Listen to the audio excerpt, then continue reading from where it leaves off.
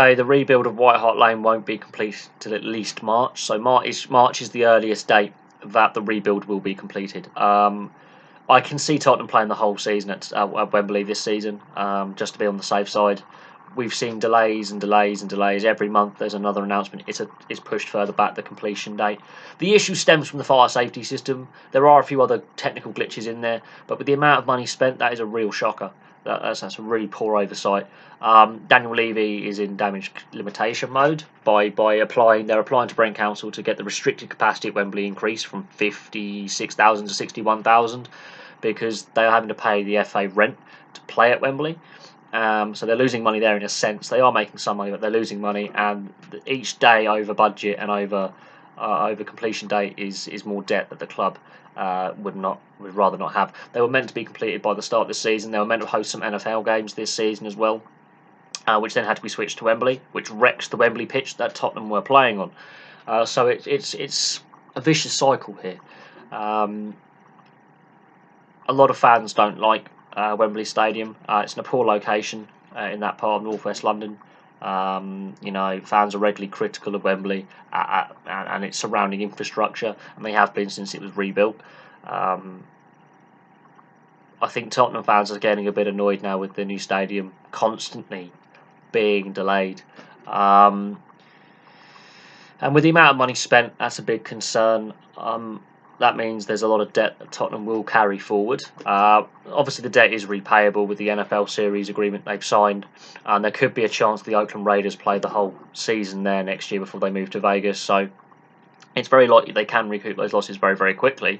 But it's a risk and an uncertainty I don't think Tottenham need with the current economic and political climate here in the UK and Europe. I think they would rather do without it. I'm really surprised though that it has taken this many delays as well in the process. There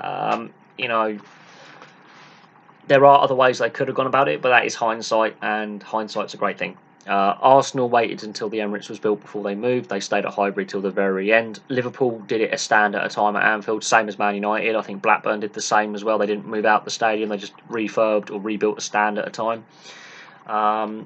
So it is a difficult one to get right. There's no right or wrong way to do it. Tottenham decided to go for a full rebuild and a ground share. They ended up renting Wembley, and all was hopeful that it would be done by the start of this season, and that hasn't happened. So we'll have to see what going forward. The expected completion date is now March. That's 2 months away. But obviously, this time last year, the winter weather came in quite late and caused a lot of disruption over February and March. Let's hope for Tottenham's sake that doesn't happen, because if there's another batch of really heavy snow and cold weather, that could again slow down construction efforts. They've got to be making hay now while the weather is stable and decent. They've got to be putting 12-hour shifts in. They've got to be putting 24-hour shifts in if they have to, because the weather has been stable. It's been chilly, but it's not heavy snow. There's not heavy frost. It's just a bit of misty fog. The weather's been pretty stable. If the weather was to worsen again like it did this time last year with heavy snow and freezing temperatures, that's going to just cripple construction and lead to more delays. That's why I can see Tottenham playing the rest of the season at Wembley. I can also see Brent Council considering that extension and expansion on the capacity at Wembley from the limited capacity they have now to the increased capacity. That's still not the full capacity, by the way. There's still going to be the whole top tier taped off, which doesn't look great. And I can see more contingency planning being done. But there we go. Spurs will not be ready to move into White Hart Lane until at least March. At least. But there we go. Thank you very much for watching. Please like and subscribe. Place your comments below, and I'll have some more videos for you soon.